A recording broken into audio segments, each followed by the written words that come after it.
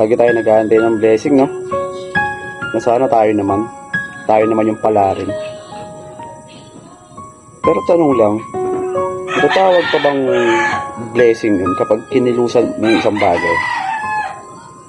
Kapag napagod ka na, kumilos ka na, diba pag dumating yun, yung tawag na doon, resulta na yun ng pagod mo. Resulta na siya ng kilos mo. Tagumpay mo yun. Blessing pa ba yun?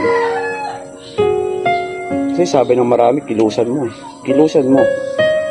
Para makuha mo yung gusto mo. So hindi na siya blessing, no? Tagumpay mo na siya. Kasi kumilos ka. Deserve mo yun. Diba? Deserve mo yun. Kaya kung ako sa'yo, baka may 1K ka dyan. Meron mo na.